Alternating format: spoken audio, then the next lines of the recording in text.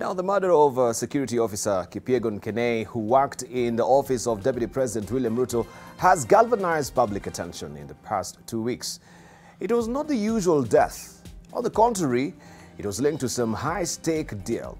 Initial reports pointed towards a suicide theory, as evidently promoters of that view sought to mislead the public.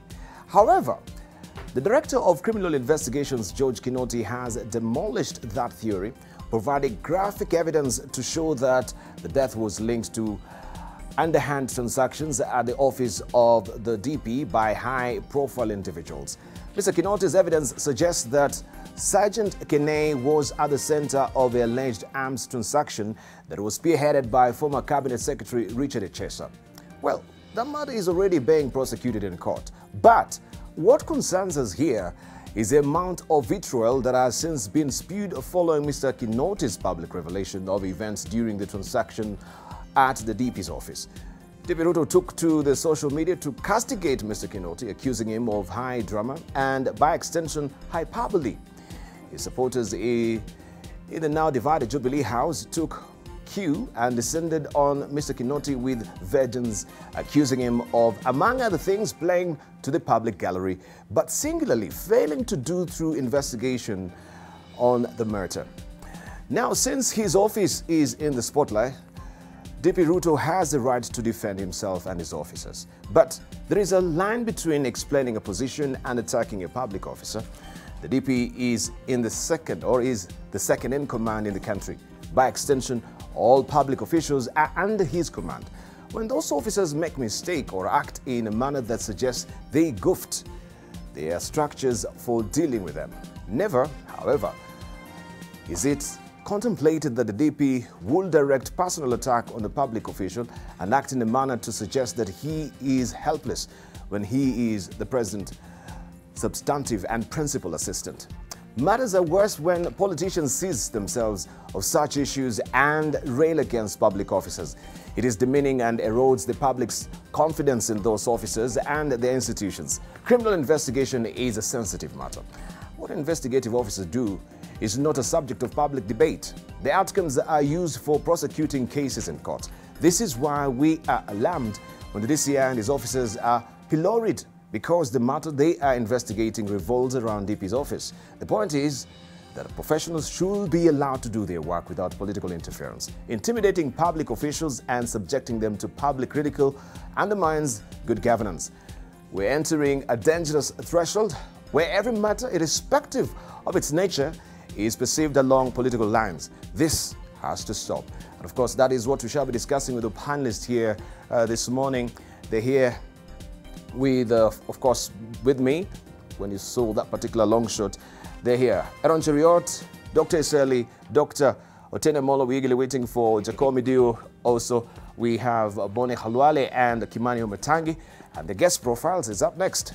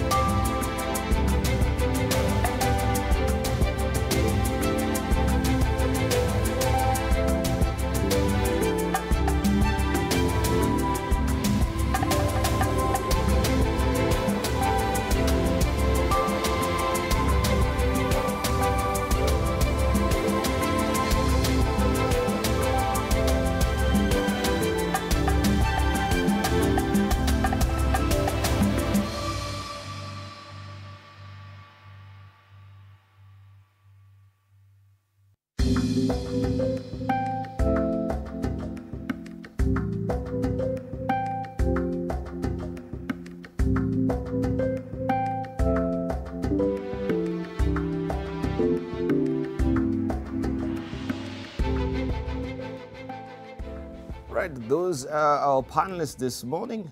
And I just want to rope in briefly just to hear the introductory remarks before we go to the soap box of the day. We have Kimani Matangi with us, who is joining us. And today, Kimani Matangi brought us some grift. Yes. Yeah? But I can see only 2 oranges and we're 7 of us here in the studio. Good morning. Well, thank you very much, Debala, and I want to say good morning to our viewers. It's good to be here one more time. Yes, and I came with a few gifts. 2 bright oranges that looks savory They have a purpose. Yes, they have a purpose, and they have an owner. And they have an owner today. All right. Last week also missed Senator Aaron Cheriot. While you were away, a lot happened. You can tell us where you were. We saw you actually on social media. You're an avid supporter of some football club. You can tell us more about that. Well, good morning, viewers, and good morning, Debal. I was away in London on some parliamentary assignments. So, what picture are you referring to? Bonnie Galole is walking in, so Jackie just stand by with my camera one. He's running late. Just walk in, sir. Yes. But you're cautioning me not to try. To walk in. I'll come over and mic you. Right, just continue. Aaron Cheriot. Yeah, so of course, like you're saying, on the sidelines of it, I found time to watch football. I'm an ardent supporter of Arsenal Football Club. So there's no... The only thing you share with Baba. No, I share with Baba many other things. But Arsenal is one of the things that we share. And by the way, yes, I think I watch football with him more than with Otiende. With Otiende we play, but with Baba we watch many times. And on the good days when Arsenal win, the meeting normally ends in a very good way. Most of the time we will round up all our bills because we watch in one place and say, just go, Baba has taken care of this. But given the fact that Arsenal hardly wins these days, that phenomena doesn't happen so frequently. So yeah, that's where I was. I came back yesterday, and here we are. Same old Kenya. I thought perhaps by the time I'd come, Otiende would have moved this country forward, but it just stagnated at where it was. So I'll try and help him this morning. We see if we can manage to push Kenya forward. All right. Good to see the rest of my colleagues as well. Kimani, Boni, and Eseli. All right. Good to see all of you. Fantastic. I watched the show, by the way, last week. It was quite early, almost 3 a.m. in the morning, but I woke up to watch you guys. Good. I didn't want to comment though, because I know people can be cheeky if you say something, and you don't have a chance for rebuttal. So I just decided to keep my peace. Right, Dr. Eseli, good morning. Your introductory remarks today. What was by the way, yes, sorry, there's something, Eseli, I forgot. There's something I've realized every time, and I think the rest of my colleagues can share the experience on this.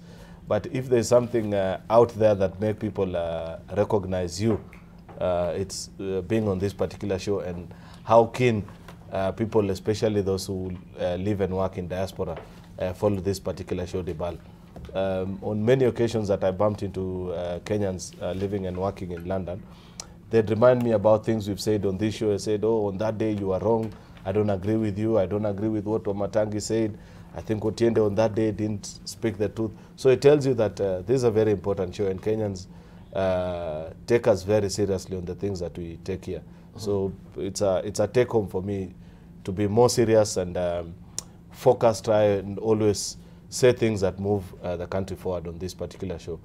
Yeah. Thank you. Thank you, Aaron. Right, let's hear from Dr. Eseli. Yes, first, I would like to pass my sincere condolences to the family of Suleiman Dori, MP Msambweni, who we lost yesterday, and he was buried by the Islamic customs. He was a very amiable gentleman to associate with. It's sad for us, and we just hope that we pray that God gives the family strength. And then for the nation, media, the loss of your photojournalist the other day through an accident. a hit and run accident. And now looking at the papers, one of the renowned photojournalists, Mohinda Delon, has also passed on. At 88. Yes. Having said that, Wamatangi is bringing trouble to the set. Yes. Because usually ODM is one orange. So when he brings two oranges, who is he expecting Jakoyo to pass the other one to? Because the ODM is symbol is one Dr. orange. is already preempting. So, Yeah, I this don't is know. going to be a surprise. No, but they are there. And on the other hand, No, it's meant to be to make people really curious. What is all these oranges all about? But where is he going to pass the other orange to? Because ODM is one orange. Now he has been brought two. I was going to explain. I think the other one he carried for himself. I was going to explain that when But the the other order one is comes. for Tendo Omolo. Good morning, Otene Omolo. Good morning. First, yes, together with my colleagues, to condole with the family of our brother Suleiman Tori Ramadhani. I learned of his death as a shock. I was actually not privy to how serious he was unwell. And before I could settle, I saw that the burial would be the same day, and so I was definitely not able to attend. But I spoke to at least three of my colleagues who are able to make arrangements and attend. Our SG, Edwin Sifuna, leader of minority in the Senate, James Orengo, and leader of minority in the National Assembly, John Badi. At least they represented us. May his soul rest in eternal peace. Another event that I think should be of interest is the transition. You know, LSK recently held election. Yes. And this was the week that you'd have thought there would be fireworks. But fortunately, and I participated in the elections went on quite well. And there does not appear to be any serious complaints. And somehow, elections such as for Law Society of Kenya, the IEBC always gets right. I don't know why it can never get these others right in equal measure. But on a lighter note, now that Aaron Cheruiyot has just come back, I hope you screened him for corona, because we don't know how safe we are here. By the way, He does not attack Africa. You go away. all right, good to hear from you. We expect Jakoyo also to join us, but let's just look also of the politics of the week that has been, and especially how the Sergeant Kenei's burial also panned out. We prepared this for you.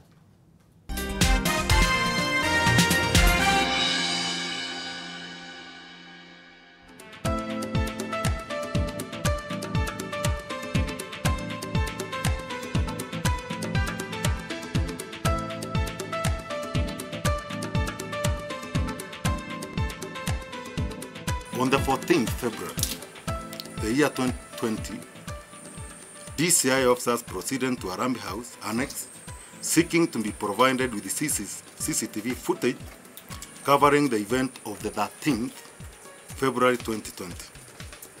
The officers were denied access to the server and were only shown 23 minutes of footage which had been taken from various cameras from the monitor, which is connected with the different cameras of the building. They were asked to record whatever from the monitor, to record on their phones or with any other device they had, record, but not being given the extract.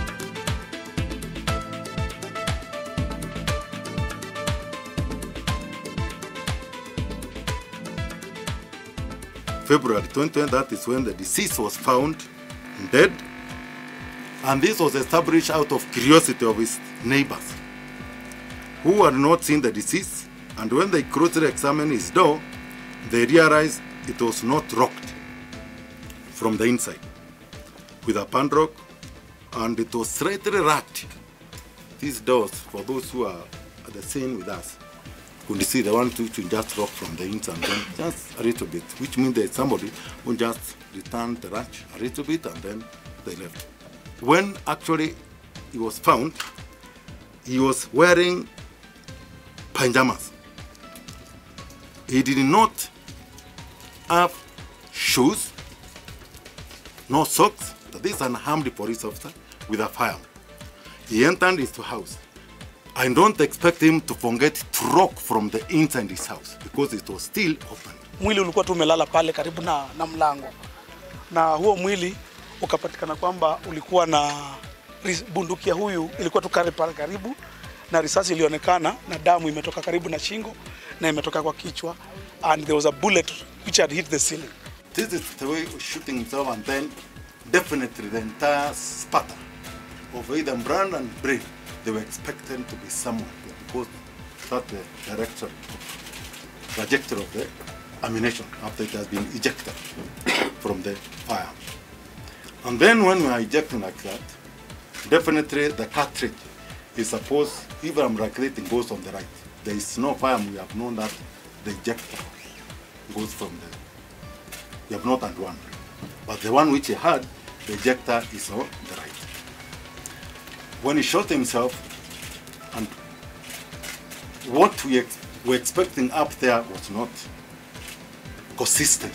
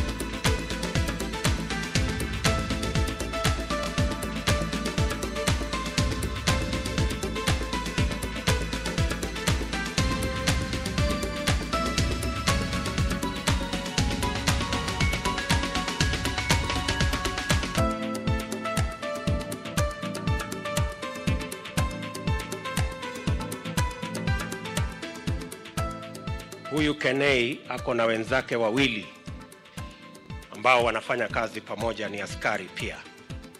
Nikawaita wote watatu wakasimama mbele yangu pale ofisini. Nikawauliza, vijana, ni mambo gani yaliyofanyika kwa hiyo ofisi? Wote wakajieleza. Na Kenei akaniambia ya kwamba ni kweli yeye anajuana na bwana Echesa, alikuwa amepigiwa simu na kuambiwa ya kwamba Echesa na wenzake waliokuja kwa ofisi yangu walikuwa na appointment. Ndio akawaruhusu waje katika waiting room. Na mimi nawauliza wale wote wahusika watafute kiini na sababu na kwa nini huyu Kenei aliuawa. I want to say without fear of contradiction that the office of the Deputy President of the Republic of Kenya has brought dishonor and disrespect to the presidency.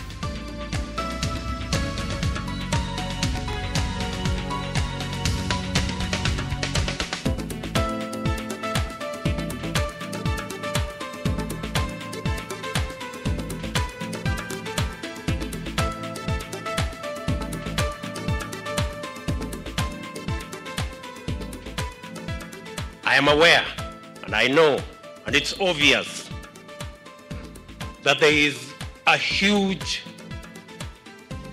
scheme that has been orchestrated to demean and to destroy my office and to ensure that I do not get anywhere. Those executing this scheme, this elaborate scheme to undermine and destroy my office and ostensibly to stop me using all these schemes, I want to tell them they may have the system. They may have whatever they have. But I want to tell them we have God.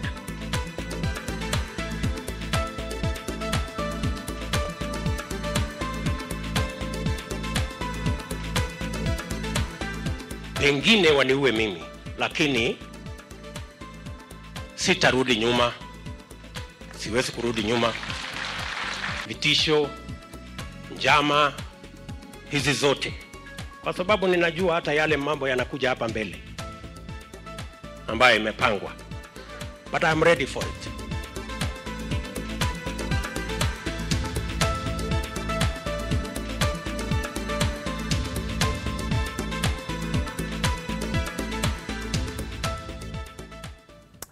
And that sets the tone for our conversation here with our panelist who killed Sergeant Kenei. We want also to just let you know that on the side we'll be running also the dailies for you. If you have not seen the dailies today, of course I didn't show you, so that at least we can maximize on match time. So the Daily Nation and all the dailies will be running on the alongside the screen, just to make sure at least you're up to date as well as far as the papers are concerned. Let's just begin with Otiende Omolo on this particular clip we've played so far, the happenings last week, grave statements coming from the political divide as well. We shall discuss much later. I can see Boni Khalwale trying to point at the oranges before we continue, but I think we'll do that much later. Let's just begin with or we shall begin with the oranges first. Let's just begin with the oranges first. Right.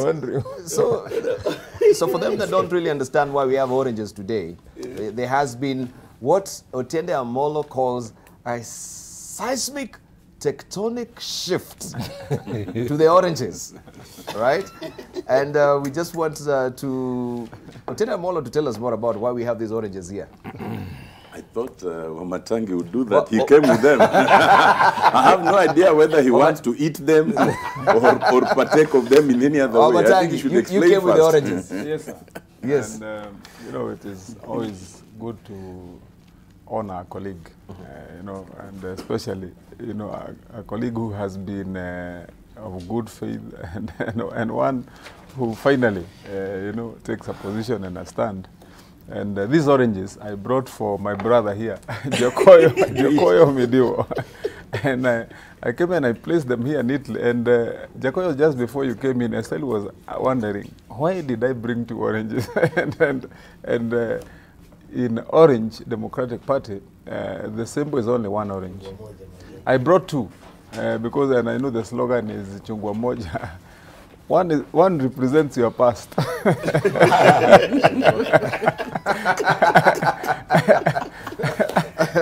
and one now you're present. and these oranges are good, they are clean, they are ripe, and it is you to choose. I would rather we don't eat them. and we keep them, but please take them with you. and when you take them, save them somewhere. You know, you can even dry them. But, you know, to say I would not be able to welcome you the way Otiende would welcome you, but to say finally it is good to have you somewhere. the prodigal son is home. And lastly? And finally, you are now an orange man. You are still only commenting about them. Yes. We were going to present them in due time. But I see, like you wanted to present yes. more colorful stuff. You know, the oranges can can be the last. Right. Maybe Otiende Omolo will walk over now to Jacob Midio. Just come in front and be welcomed back to your party. The prodigal son who was lost. We can see merchandise here. You can come with the oranges as well, right? You must. I have not been given the oranges. It will be presented to you not from the Jubilee Party, Yes. but from No, the, but from no, the the owner. How can Jubilee bring ODM? You know, this is a priestly act. So I must vest myself first. You must. Yes. You know, unlike Wamatangi, who's presenting something he might not be very familiar with, I must do this myself before I, you know, adorn Jacoyo, and then I will say a few words before you say a few words. It is very important. Yes, yes, ODM. And the words being said. And let me tell you, Jacoyo, you're in a much better position than Dr. Alwale here. Because for you, this is not the formal reception. You are already received by the party leader. Yes. You know, my brother here was only received in this studio. And the person performing that function was actually Senator Wamatangi. So Senator Wamatangi has this habit now of receiving every other person. But at least in your case, it's after you're received by the party leader. Congratulations. But what really informed Jacoyo going back to ODM? Yeah? What really informed you, or what really informed this particular decision, you going back to ODM? No, you know, all politics is local. Absolutely. And the way things are, there's no more Jubilee. Whatever is left of a political party in our country is ODM. The rest will have to be formed. Even if you ask Cheriot and Haluale, what is their party? Now that they have been kicked out of Jubilee, generally they may not accept, but which wing of Jubilee are they? They don't have a political party. They don't have any construction of political movement. They're just there. You see how they're complaining on TV. Otiende, you forgot to carry the constitution. You also didn't give them. Yeah. No. That one is already safely there. This is that much more serious. But Wamatangi, yes, the party constitution, Jacoyo already has. He was given on the day he was received. Today we are only discussing the country's constitution, unless you are conflating the two. I thought you would find a relevant article. Those will come in the show. But Jacoyo, you're finally going back to ODM. Is it related to the police attacking your home? That is even a very good question. The police attacked my home. Is that what prompted you? I paid for a plane ticket with my own money. I went to court and I said I forgive them. I thought I would have had to contest with the police in court, but I know police have internal mechanism, and the bigger boy that I am, I forgave them. Okay. Yeah. That's what I went to court and said. Now, to answer your question, no. Yeah, that's what I was waiting for. And let me tell you, let me correct you and Otiende. I never left ODM. I was just rigged out. So I was an independent candidate. That is the window the Constitution creates for people who wale wamedhulumiwa. So have you forgiven Baba and ODM because you think... I have forgiven them. I'm a bigger boy. You're a bigger boy? Yeah, I've forgiven Baba, Otiende, and all those people. I've forgiven them. That is why you can come here and bring me this thing. I'm a bigger boy. Okay. It's a good thing, Tibal, what has happened to our good friend. But let me come and actually take the capes and the scarves. I don't want to be in a campaigning mode.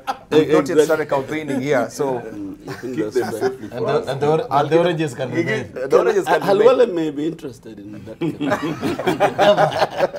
I actually thought the second orange was Halwale's. I thought that maybe Wamatangi had spoken to the good doctor. About there are things. Yes, about now. There are things crossing over properly. About chewing the second orange. There are things Alwale will never do.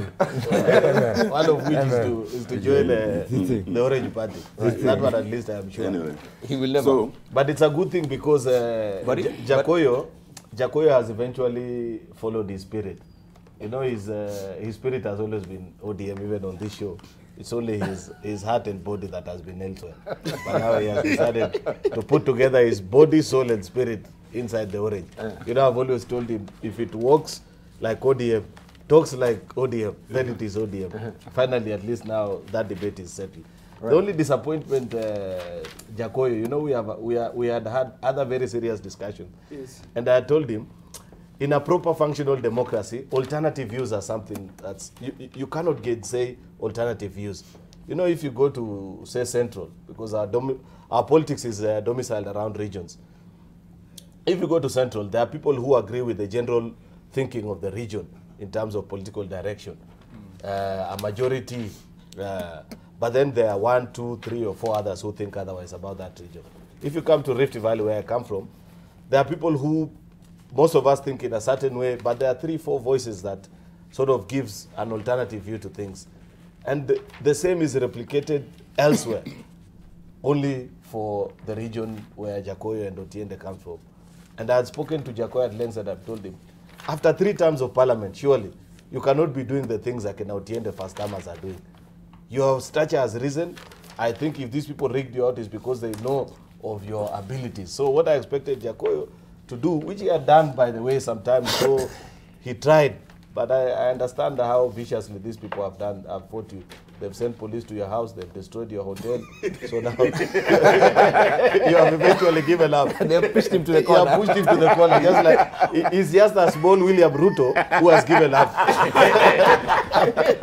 You know, I expected Jacoyo to stand and be firm, because it is unusual and unheard of that a particular region, that it can only be one way of thinking and nothing else. I find that to be strange. Maybe it's No, but Senator. Yeah. You know, you are young. I can't say young and stupid because you are not stupid. But I can say you are young. Yeah. Let me tell you. The same way I was in ODM and we were here with you. Yeah. You will never see a scintilla of change in Jacoyo Midim. Okay. I believe in justice. Even that you're calling me a small William Ruto, I can't be small because I'm older than him. But what I'm telling you, I would want to protect his rights. Okay. But we are politicians. You must play politics within some kiwanja. Okay. So that you are, politics is a game of numbers. It's not a game, even when Boni abandoned Weta, he joined Jubilee because of numbers. And I think we must respect that. Suffice it to say that the day I was now going back to ODM, it was not, I was not alone. We were like 30-something people, but only Luos. Then there are lawyers. Then there are people, because ODM did wrong things to many people. But we are saying it is better to correct from inside than to make noise and go nowhere. Okay. That to me, I think, is a mature thing. That's the direction we must take. Right, thank you. Okay. Yeah. And I think we shall dedicate just a show. You don't want me to congratulate him? Well, you've been Millimouth for a while. Just do it. Yeah. I think in congratulating Mheshimiwa, I want to say how the country has lost the quality of leadership that Jacoyo Midio had in the National Assembly. I'm sure had he been in the National Assembly, probably UNET would not be who he is. It would have been Jacoyo's position.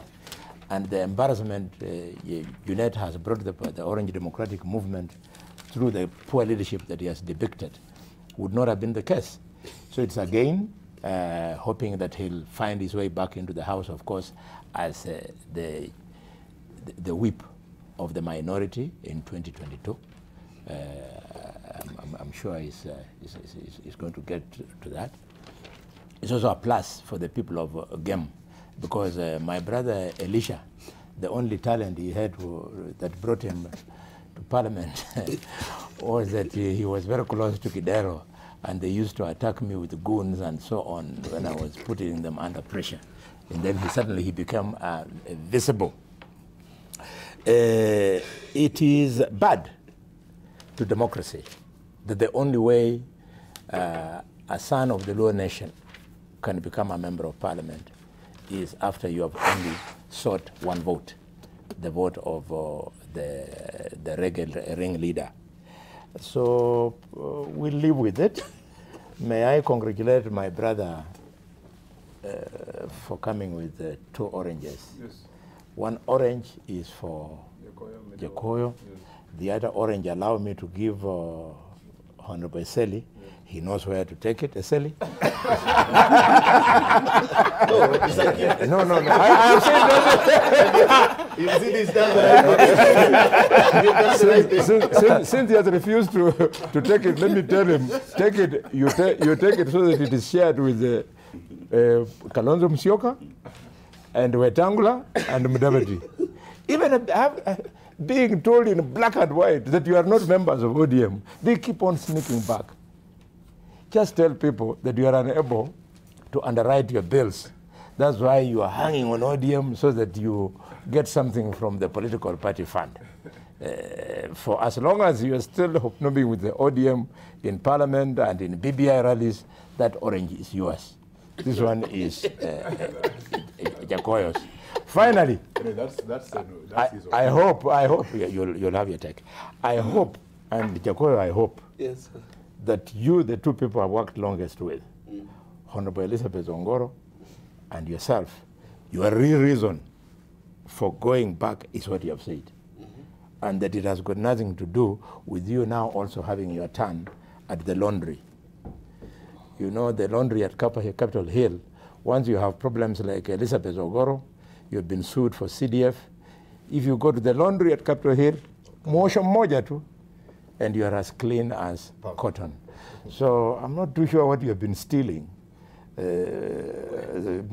You might have gone for, I'm saying I'm not too sure. You might have gone to the laundry. Okay. I think we're done now. I'm the one who came with the oranges. Can you allow me to protest Boni Halwale's move because he took my orange.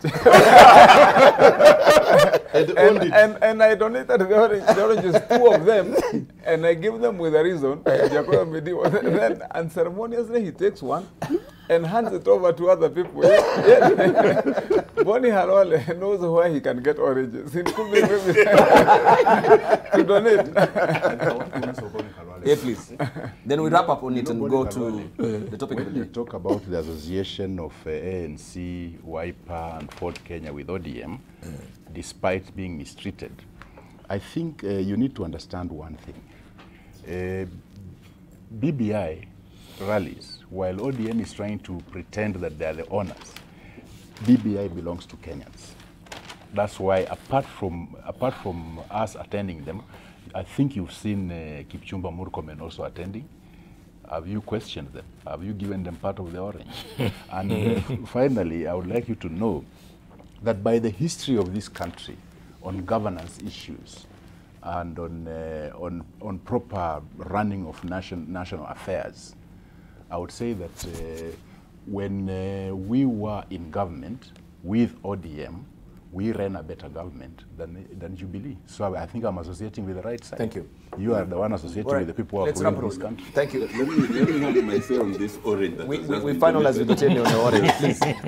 You're asking why Boni Halwale has taken your orange. Yes. It's because Boni has a natural affinity to the Orange Party. No, I passed it. Natural affinity to the Orange Party. So it is natural for him to take an orange and donate it here and there. Because where he is, he's merely on a sojourn. He will come back home. But, it's kind of a contradiction to hear Aaron Cheruiyot and Boni Halwale lament so much about dissent and then attack the leader of Ford Kenya and ANC for supporting BBI. Isn't it a contradiction merely because you think that they should join your wing of Jubilee that is opposed to BBI? How do you condemn intolerance and then advocate it at the same time? But if Aaron Cheruiyot was a good scholar in history, he would know that there is no part of this country that has a longer history of political dissent than where I come from. at any one time since before independence and after independence and to date, you will always find that there's a mainstream thinking, but there's always an alternative thinking. That alternative thinking goes back to, you know, the days of Tomboy and Jaramogi. It goes all the way into as recently as when we were all on this side. And my own predecessor in Rarieda was on your side. And he would still say his thing. The fact that most people don't agree with him at the time is irrelevant. Today, we have members of parliament who do not belong to ODM.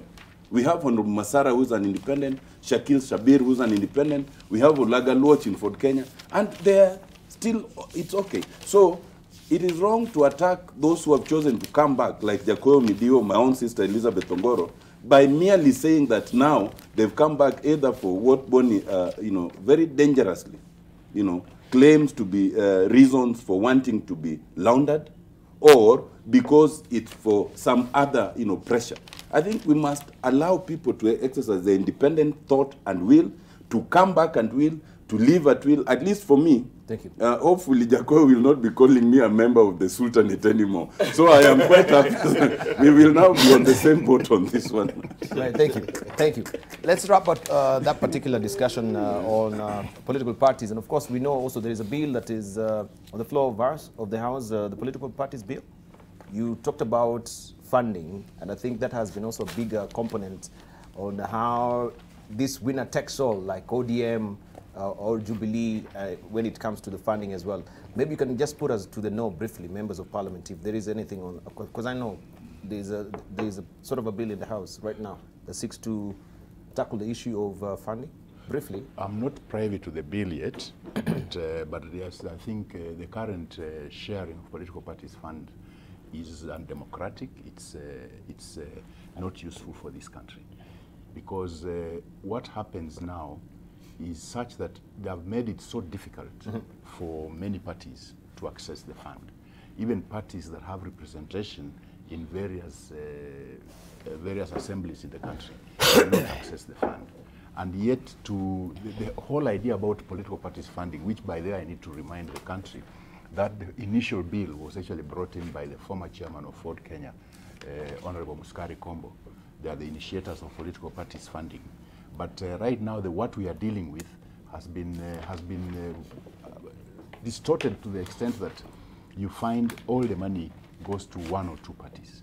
Yeah. And yet there are many other parties, not just in the National Assembly and the Senate, but in various other assemblies in the country.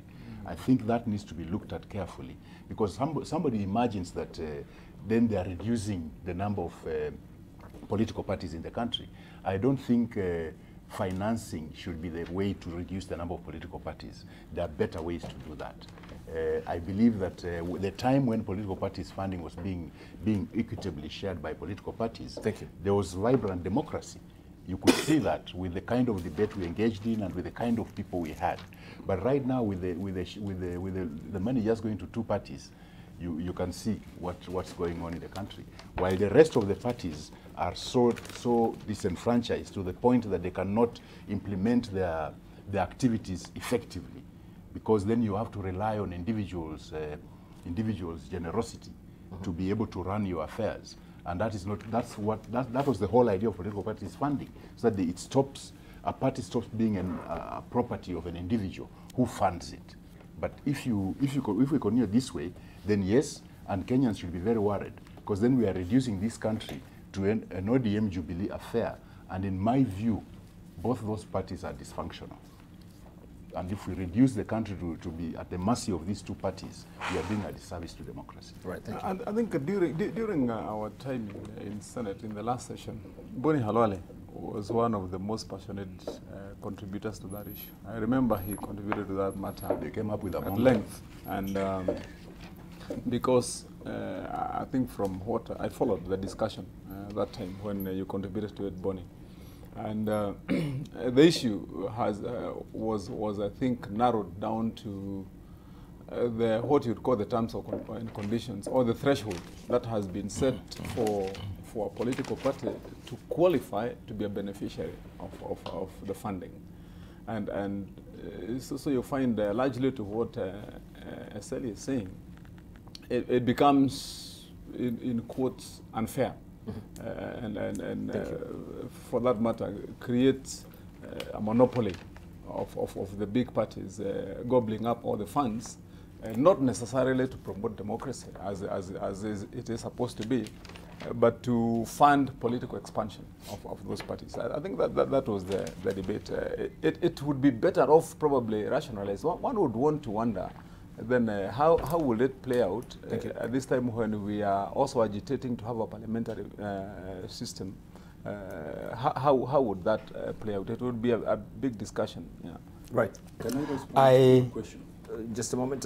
Yes, Halwale, briefly. I really regret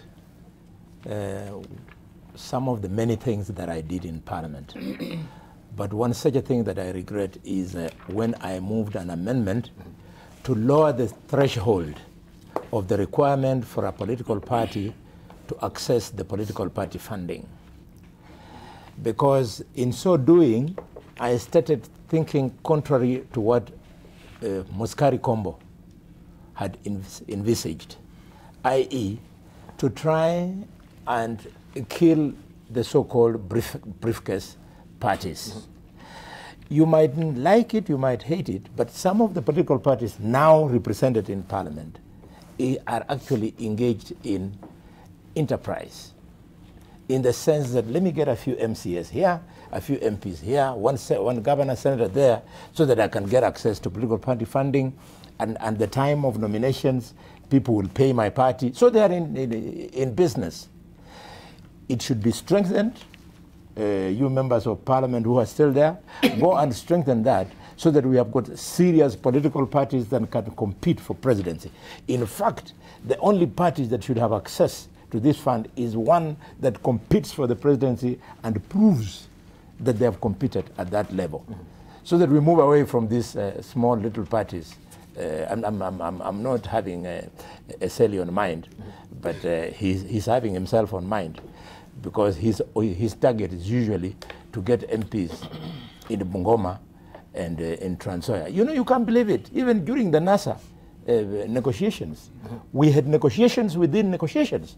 The negotiation Sally and I were in then paved way to other negotiations where Raila and Mudavadi and Wetangula then shared out regions that you will control this, I control this. So as we went into the election, some of us didn't know we had been auctioned. Right. Just to answer you, I'm reluctant to enter that where Boni Halwale is going, because to the best of my recollection, the biggest stumbling blocks to the negotiation of candidature in what was broadly called NASA was Dr. Halwale and former Senator Hassan in Mombasa. Indeed. Because they believed Boni Halwale could not fathom a situation where he cedes any ground to Oparanya. Yes. And Hassan would not fathom any ground in which he would cede any ground to Joho. Yes. And therefore the idea of having joint candidature scuttled on that account. And so I thought that Boni would be doing a confession rather than a lamentation. But I don't want to go there. I want to answer your question. Yes. Whether there is a bill that seeks to deal with this. To the best of my knowledge, what there is a report. It's a report. So. A report of a task force that was basically put together by the Registrar of Political Parties with assistance of the Center for Multi-Party Democracy, and which is primarily led by Senator Mwaura in the Senate. And some of us in the National Assembly are involved, including Dr. Chris Wamalwa, including Honorable Mbui, including Ms. Honorable Keter. And just the weekend before last, we were discussing, and it primarily centers around the question of nominations. You know, Article 88.4 requires the IBC to regulate the process by which parties nominate candidates. The initial draft was it required them to conduct. But the thinking around this task force has been that maybe we can improve the quality of the nominations if we create an independent fund. Some of us sought to persuade them that it is political parties don't mess up nominations because of money, but it's because of interest. So we should move towards having the IBC conduct the nominations and ceding the dispute resolution mechanism to another body. The second issue around what it's talking about is an independent fund do we need and can we create and can we sustain an independent fund only for nomination? And then thirdly is the question of the extent of regulation. Do you let parties do whatever they want and then you deal with the outcome, or do you control it so that whatever is done is legitimate? So I think that report is yet to be reduced into a bill.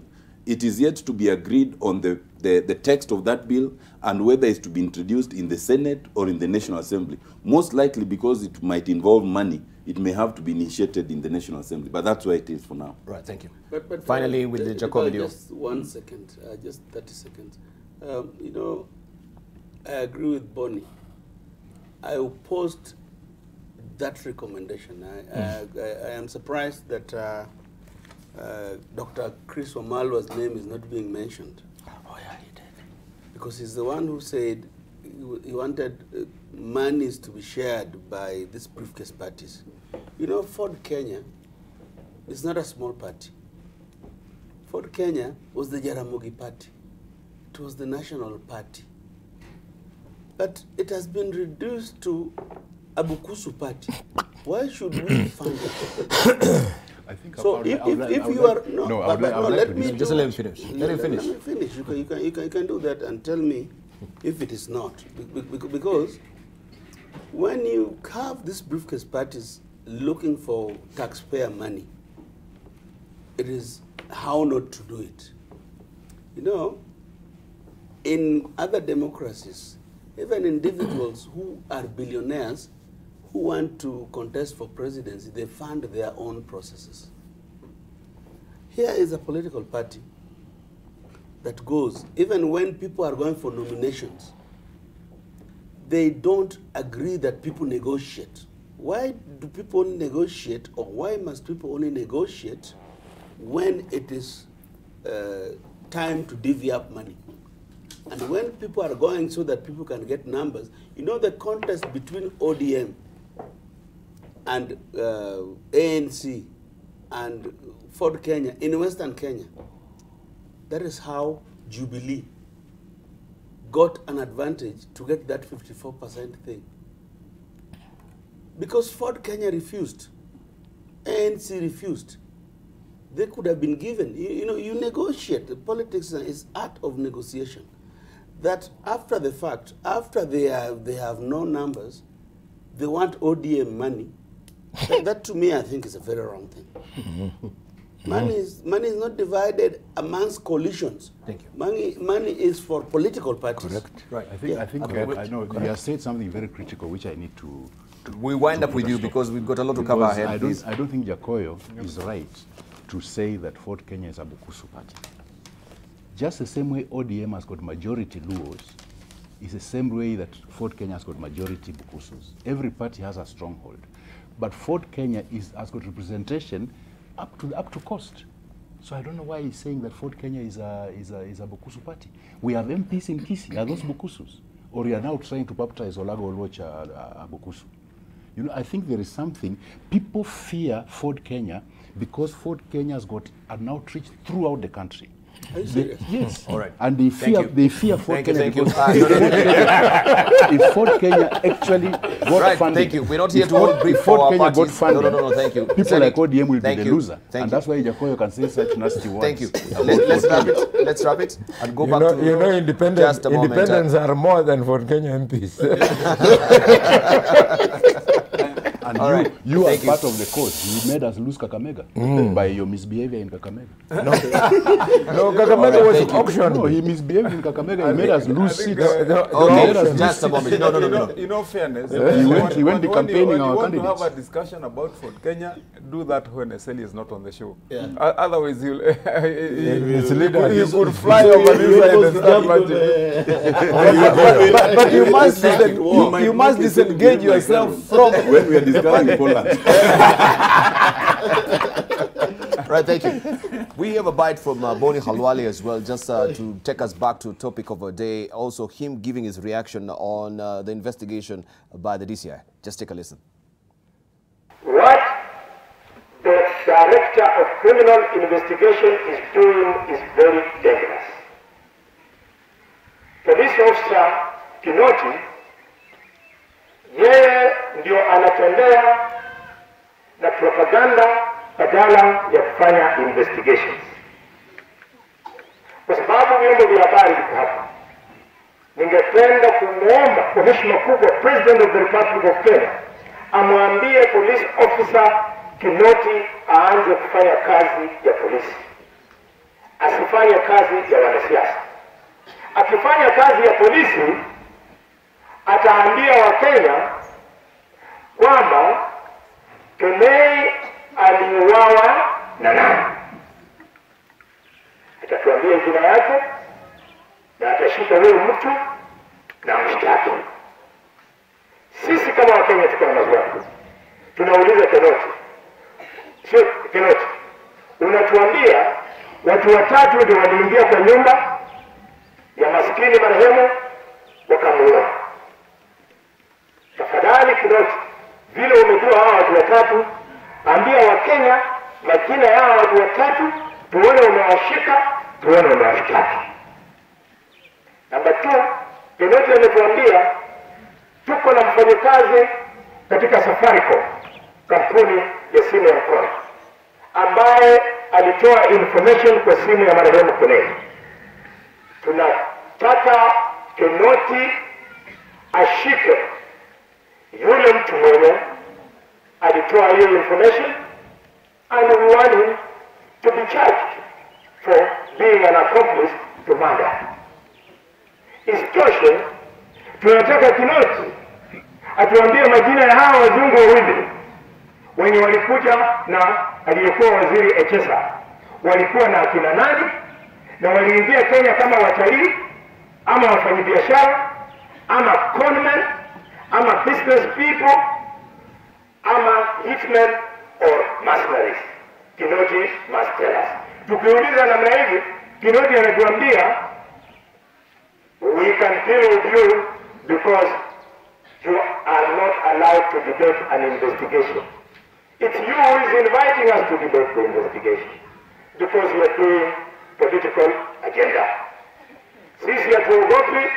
Mimi nimezaa watoto, mmoja wao ni huyu Remjus. I cannot keep quiet so that we lose our country the way Ugandans lost Uganda from 1971 up to 1986. We want Kenya to remain a steady nation for educating our people. So is DCI Kinoti doing a bidding of some politicians in the country? This is a sort of sentiment that we can hear from Boni Khalwale. We want to take a short break right now. When we circle back, we continue with that topic of the day with our panelists here. You're watching People and Politics. Remember to hit us on Twitter. AM Live NTV is the Twitter handle. AM Live profile name on Facebook, and 20686 our SMS portal. Also remember to follow me at Dibalanea. Don't go away. We circle back with more.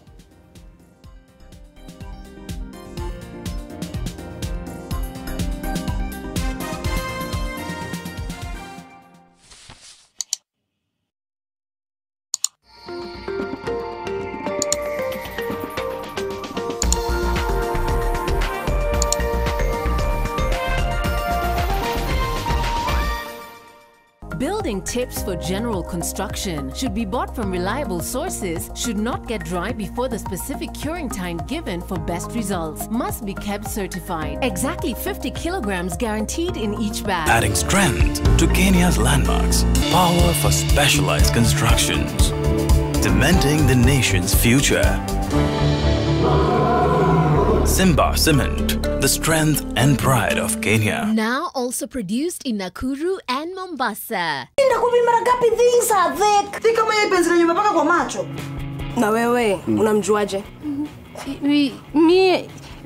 I was his fiance. Chika Storo kibao na 200% Storo bonus. Piga simu zaidi, tuma SMS au nunua bundles ufikishe target yako leo. Isitoshe, pata 50% extra airtime unapotop up na kupiga *544*2* amount hash. Safaricom, for you.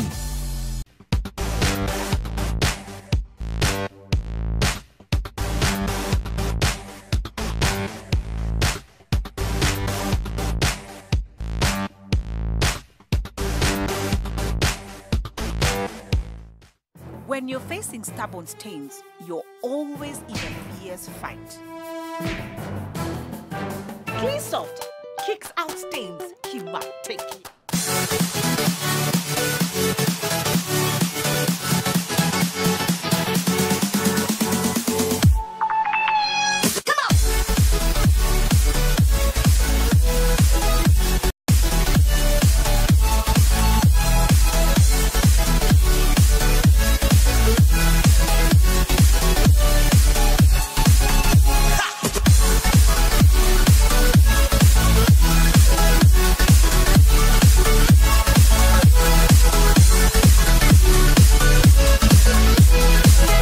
Rib-cracking comedy.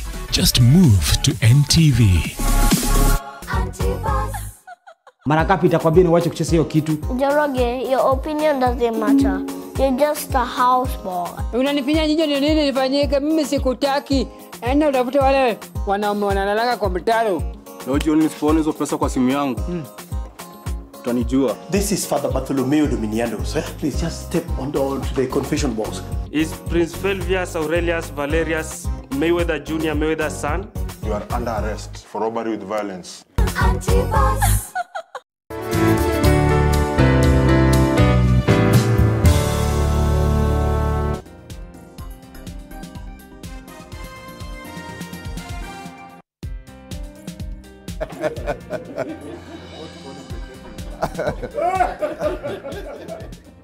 All right, welcome back. You're watching People and Politics here on AM Live. We promise to circle back with more. Now we want to gravitate to serious issues regarding the death of Kene as it is right now. There's a very interesting also editorial cartoon in today's Daily Nation.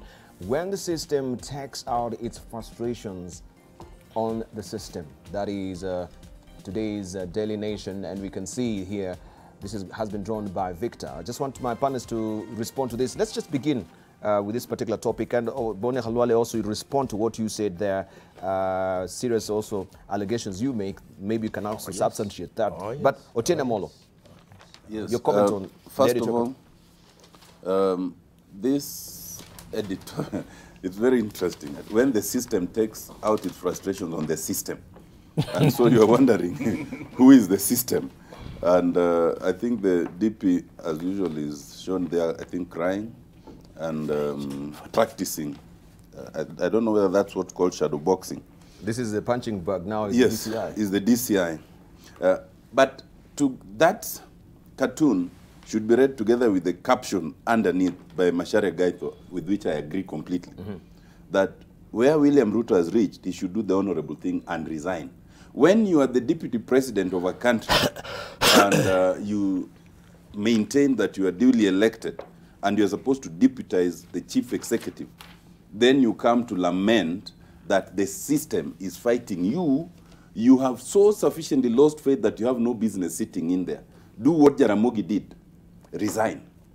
But if you can't, then it is right for Parliament to consider impeaching you and to help you out of that misery. The utterances by William Ruto at Kene's funeral and by my brother, Dr. Boni Halwale, can only be described as careless and reckless and very unfortunate for so many reasons. First of all, you know, I think we forget too fast. Only barely 2 weeks ago on this show, we were discussing, less than 2 weeks ago, the death of Kene. And we were discussing the confusion demonstrated by the Deputy President's office. First, they feigned being unaware of the visit. When it became clear, because the clips were shown, then they said, we were aware, but they were only there for 23 minutes. When it became clear that they were probably there for 23 minutes, then we say, well, this is unfortunately linking us to the arms deal with the chess and all that, and all those things are Photoshop. You remember my brother here almost, hitting the roof. All this time, Echesa himself, who's the central player in all this, has never denied even those photos. I never said it's Photoshop. When we were discussing that, and you remember me saying here, that why would the deputy president, somebody has died in his office, instead of directing and complaining to the police, he's taking to Twitter. It is only after our show that a letter emanated from the deputy president's office now to the DCI to investigate. The prevarication is very curious. At that time, one of the initial reactions was, that don't just focus on the Deputy President's office. Find out which other offices, especially in the Ministry of Defense, that they have accessed. How is that relevant? Then, you remember at all material time, the theory that we were dealing with was the theory of suicide. To date, the only person we can credit to have moved us from that theory to one of murder is the DCI. And so we should start, and the first person who should thank him for that should be the Deputy President himself. If somebody has died in mysterious circumstances in your office, and the DCI has investigated and brought it forth to show that it is murder, the first thing you should do is thank them. And insofar as in that funeral, the Deputy President said that Kenei was murdered, he was agreeing with the DCI. So if you're agreeing with these people, why would you insult them? Why would you not assist them by saying, now that it is clear this boy was murdered, I am ordering everyone in my office with any information to please report to DCI, to please assist DCI. Do not frustrate them the way DCI is claiming that they're being frustrated. You should direct your wrath to the killers, not to the investigators of the killer. And lastly, if you are so clear, as Bonnie appears to be clear, as William Ruto appears to be clear, that they know who killed Kenei, and they know even why, how do you help the family by saying it at the funeral or at a press conference as Bonnie was doing? Why don't you go to the police? And if you are in fear that they might not take your full statement, go with their lawyer, with a pre-recorded statement and signed. Go even with the media and give that statement and say, this is what I know. Because we all want to know who killed Kenei. There are too many unexplained deaths in this country. Only we have not solved the death of Odhiambo. We have not solved the death of Juma. We have not solved the death of Msando. There are so many, and they increase. Even Yebe, you remember Yebe, we've also not solved those deaths. So when you think you have something that can help us resolve this, bring it to the proper forum. Do not go there. And if you have lost faith in your own system, where you are the deputy and the DC and others are your junior, then resign. But did we hear anyone saying that they know who killed Kenei during the funeral? Because yes. I didn't. Did you? Let me put it. You've just heard what Bonnie said, and you can replay the clip. Okay. Aside from Bonnie, yes. We're talking about now. No, first the we are talking itself. with Bonnie.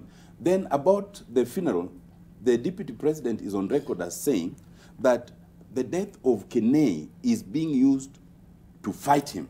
It is a ploy to fight him and his ambition. What does the word ploy mean? Somebody has been killed.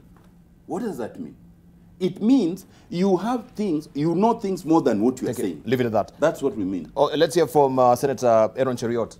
Your reactions, please.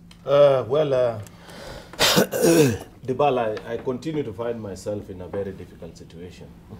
And the reason why I find myself in a difficult situation is that unlike the rest of you on the panel who Kenei is just a name, to me this is a friend. This is somebody I know so well.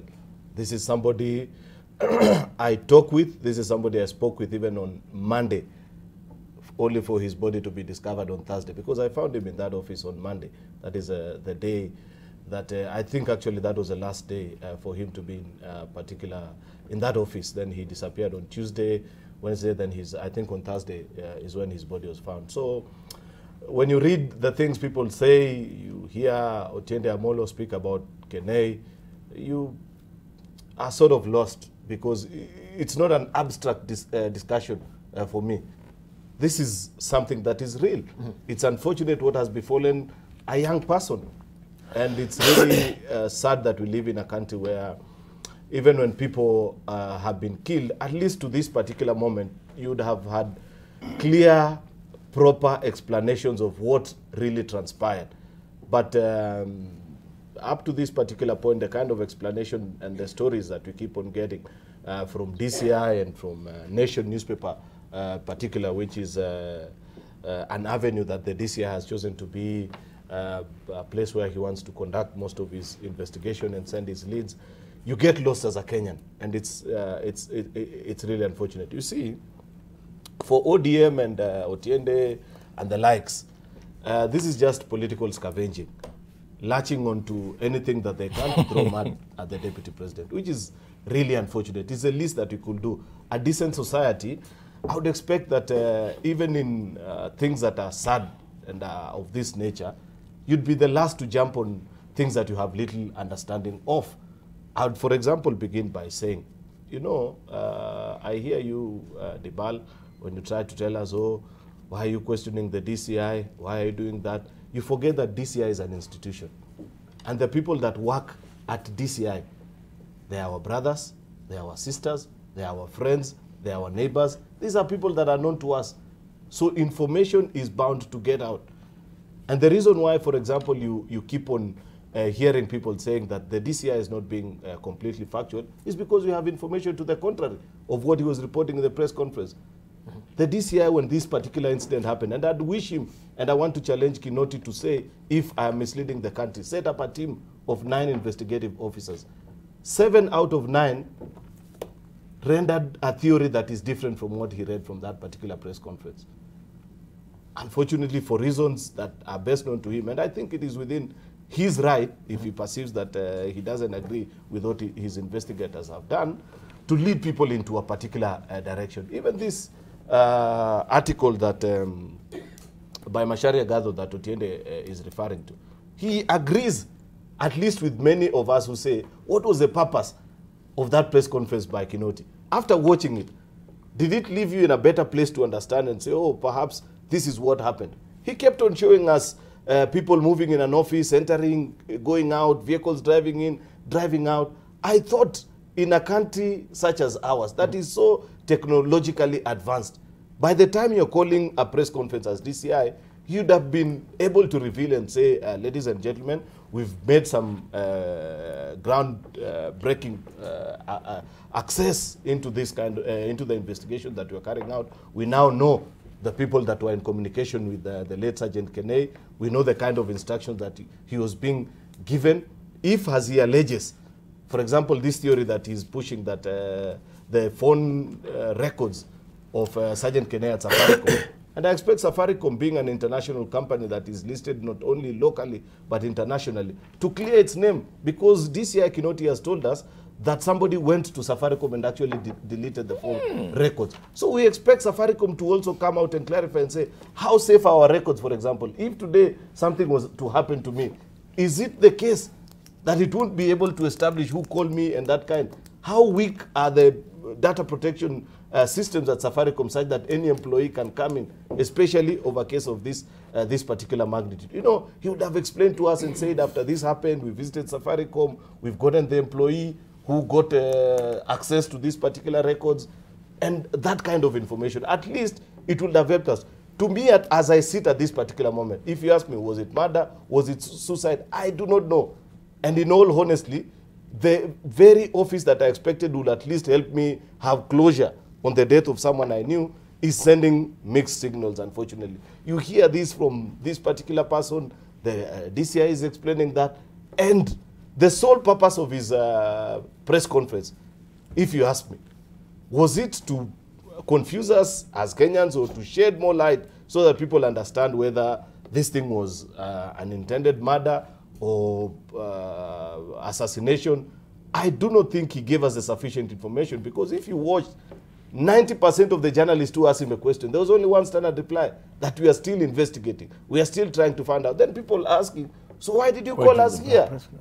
So it is in the investigation. Yeah, it is in the conduct of the DCI has left us with more questions. But at this point, I cannot conclude. The only thing that I'd wish to request my colleagues who keep on commenting, even the reason why some of us are restrained in how you speak, because you know that this is a family person, he has his family who are still mourning. Some of the things that you can say while just trying to explain the situation, you may end up hurting his own family. They may think, oh, you're being dismissive or not caring about it. So I'd wish we leave it at that. All right, we leave it at that. But also this issue about Safaricom being embroiled in all this, I'm not privy to Kinoti really saying that, because what I had was somebody deleted, you know, the calling list from his phone. If I can remember, I stand to be corrected, right? So are we very clear? Do we have any evidentiary, you know, document that says Safaricom was enrolled and somebody went to Safaricom to delete this particular, calling list, because they said somebody deleted from the calling list from his phone, right? So that I want to be very sure. You said it, Boni Khalwale, you need to clarify. Thank you very much. I think I can afford to want to clarify. Please. Because many people think I know Kenei because of my friendship with Deputy President Ruto. No. I knew Kenei before Deputy President knew Kenei. One, the Kenei we are talking about was born at the same time with my son Tigana Khalwale. So I always called him my son. And Kenei, we got him in 2009 when Honorable Soita was a minister and he was looking for a good cop. And we got a very nice young Kalenjin boy, and he got that job. And because Soita and I, we used to go to Kakamega in a convoy. Sometimes Soita, who liked moving with his constituents, his car would be full of his people, and then my car and my bodyguard and Kenei, we would be trailing them. So we worked with this boy for a long time, and when Soita lost his seat, then Soita introduced him to the Deputy President. I know Kenei very well. In fact, if you open this phone, the last conversation between me and Kenei, we were so personal that he sent me in the morning, the last conversation on this phone, that, hey, Governor, he used to call me Governor, Governor, last night I dreamt about you. It is here. So we are that close, and this is why we are demanding that the DCI does a better job. Now to answer you. There are three things which the DCI has told Kenyans. The first one is that 3 people went into Kenei's house and killed him. He's told us, we didn't know. He has also told us himself that somebody in Safaricom assisted in flashing out data. Where did he say this? This is what I'm struggling to. I think it's even in the papers. It is. I stand to be corrected. Is it there? Which please? It was the standard. You'll open it when right. Thanks. Continue. He has told us number 2. Number 3, he has told us that he has got 2 foreigners, Rashid Echesa, and some fake generals. Then he has told us that he has documents that are purportedly from DOD signed.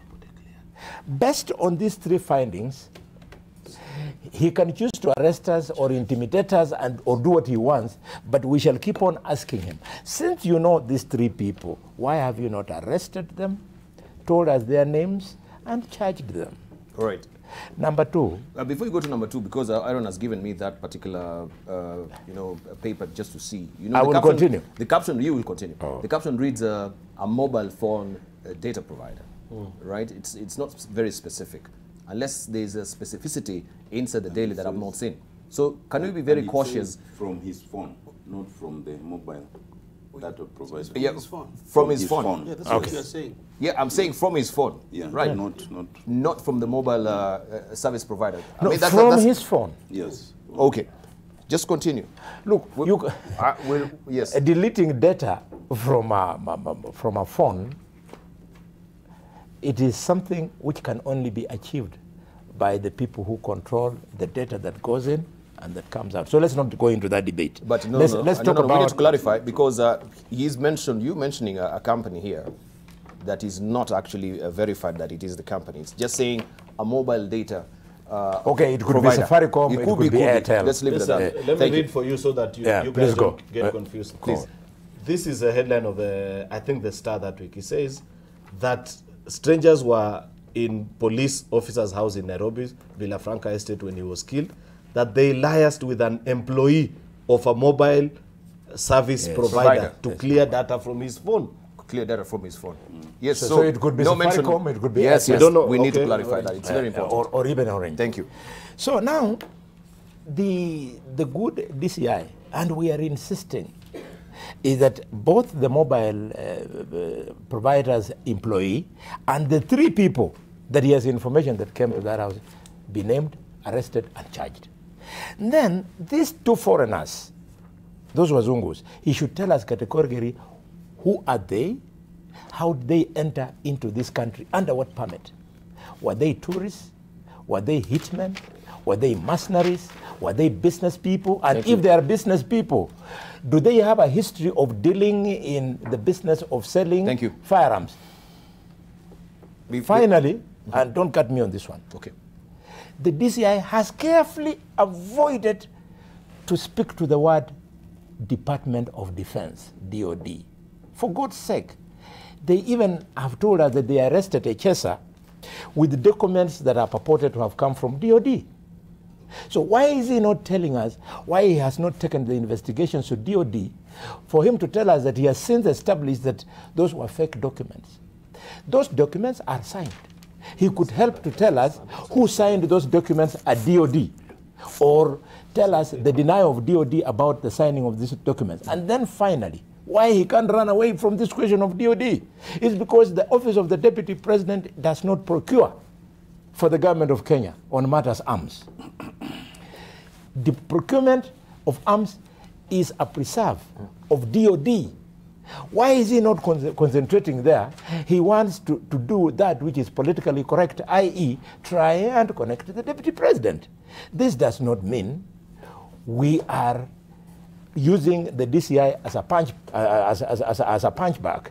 We are asking to own up the things he has been telling Kenyans. In fact, what we're asking is that the things he's saying in press conferences, he should say them in a court of law. When he tells the country that Rashid and these two white people were in that place for 1 hour and 22 minutes, and yet the footage that he has given us actually shows Rashid enter with those people and come out within 23 minutes. Is he not trying to drive a particular narrative that is 1 hour, 22 minutes, when actually what we see as Kenyans, it is 23 minutes? Right, thank you. And Mheshimiwa Otiende, you're being unfair to the Deputy President. I think be fair to him. It's just a Kenyan like you. Why do you ask him to resign? Resign for what? You are giving us the example of Jaramogi. Yes, Jaramogi did a heroic thing and resigned. But Jaramogi was appointed as a Vice President. Deputy President has been elected. Thank you. Elected members of Parliament. Thank you, Boni Khalwale. Elected leaders are removed. Thank you. The difference? The difference is huge. It's a world of a difference. It's a world of a It's voluntary. It does not depend on how you get there. All right. No, thank you're just celebrating just for a that moment, seat. Boni Khalwale. You'll get it. Thank you, Sally. And I think also on that or not, because the Standard also has carried that particular information. DCI on the spot over Kenei's last call records, it says that telcos says logs information kept for up to 3 years, as experts discount Kinoti claim that officers' handset information was deleted. That is inside the Standard page 6 of the Standard today. Let's continue with this, Sally. I think the ball. For a while back there, I had been having some doubts whether I was right to seriously campaign against Jubilee in 2013 and 2017. But what's going on now gives me strength. I was right. I was right. These fellows can't even handle an investigation. That's right. Because this is about forensics. What happened to the forensics? They have spent so much money purportedly putting up a forensic laboratory and things like that. And in any case, I don't know whether we are going about it the right way, because we are virtually doing an inquiry, public inquiry, but there's been no court whatever to open up a public inquiry, so that we can have a public inquiry and start throwing these things and put it in public and say this and that. We have not had that process done to start a public inquiry on the death of this sergeant. I think it is this cloak and dagger kind of politics that we are dealing with now is toxic for the country, and I think it's time now for the investigative arms, for the relevant arms of government, to come out clearly and state what are we doing here, because we cannot do this through media, through what. I don't think that's right, because an investigation of this nature, because remember, what happened is very unique. I don't think Kenya has ever undergone such an issue, that some people walk into the deputy president's office purportedly to do some arms deal, then they are arrested just outside, then soon after somebody who let them in is killed. I mean, this is a very unique thing, and I'm not going to blame the deputy president for his reaction, because this is a very unique occurrence. Exactly. I think if any of us were in that position, I don't know how we'll react. Like if it was me, I don't know how I would react, whether I would fire back the way the deputy president is firing back, or what I would do, because this is a very unique thing. So we must handle it in a very unique way as a country. Right. The way we are going about it. We'll just continue just a moment. Let him have his head. Please let him finish. You had your chance. Oh, I thought you had finished. Sorry. I think what we are doing here, as he mentioned about Jaramogi resigning and so on, those were those days when communication was very difficult. You didn't have mobile phones. You didn't have all those things. And you could do something silly east of this country, and by the time the West gets to know about it, it's taken so long. Thank you, but sir. now it's instant. So we must operate in the current scenario, where this country is. I don't think the way we are handling Yeah, we will. Body we need to give Kimani Watangi Jacob their share of time. No, you will. Thanks. Kimani Watangi. Thank you, Dibal. Dibal, as I make my comments, I think it's important that we be conscious that, one, that this is a matter that is in court. So some of the comments that we make should be reserved to that extent. Number two, but in due respect to sub judice also, we're not really discussing the merits of yes, the merits of the case. I'm aware. It's an investigation. Number two is that let's remember, and I think we need to take a deep breath to remember that Kenei was somebody's son. Kenei is somebody's brother. And remember, Kenei was somebody's husband. And I don't know whether, I'm sure most of us watched that funeral. We all get affected differently by how people react to certain situations. But I don't know whether you saw the tears of that woman, the wife, and the 3 children. And that's the situation that we're talking about. Sometimes I ask myself when we discuss this kind of matter, supposing that was my brother, and that's the same question that everybody here would ask themselves. Suppose that was your brother. How would you react to would you say the things that you're saying this morning? And that's why I would just want to appeal really to the investigative process. Whoever is investigating this, the DCI and all the agencies, that don't do it for everyone else, do it for the children and for that wife and for that family, and get down with the truth and let us know precisely what happened to Kenei. So that Dibal, at the end of the day, we can have some sort of beginning to open up and end this process. What's most frustrating, especially to most of us, is this: that to the reality of the saying that life is so fickle, it has become so fickle that you can imagine that somebody like Kenei, and many of us, Kenyans that at that level, that we just become pawns in a game of kings and queens. That your life is just that useless, that somebody can push this and that, as long as it's just part of a big play of big shots. And it is really, really very frustrating. You heard all the names that have been mentioned there by Otiende Amolo, all of us have, and we have had a discussion about all those individuals on this panel. Remember about Yebe, we spoke about here, we spoke about Sando, we spoke about all of us here, and just comes and goes. But when you open your TV set in the evening or when you're free to ball, and many Kenyans do, and you go to channels like Discovery, like what, and then you watch breakthrough stories of how murderers who committed crimes were cracked up and the bottom of the story gotten into, and it becomes, so this can be done using forensics and so on. And you see that at least criminals cannot have a heyday. And that's the hope you get. But when shall we get to this in Kenya? This is my question. And that reminds me so passionately in my mind and in my heart. The late Kenneth Okoth, when we sat with him here sometimes over a debate, And he was trying to tell us the merits of his bill, coroner's bill, which up to today has never seen the light of day. And to him, this is what he thought, that one day we can get an opening, that it is not just okay, that my friend, the late Honorable Muchai, would be killed just here, a few meters from here, completely under CCTV, and shot dead with 3 other people instantly, and that chapter closes and nobody ever says a word, and the children continue to suffer, and it becomes an agony for life. That now, this story of Kenya is just simply another statistic. We are going to argue about it. Can you imagine, Dibal and any Kenyan watching this morning, that your own son, that your own brother becomes an argument about who was that on CCTV, who was there, who did what? I mean, come on. You know, we must have, and I want to urge the DCI that because they, in the interview they held there, they made promises. When they were asked questions by journalists, they said, no, we are going to come up and give you the story. We know this is a murder. At least that one they already owned up to. They said this is a murder. I think that the now is agreed upon by everybody, that this was a murder, not a suicide.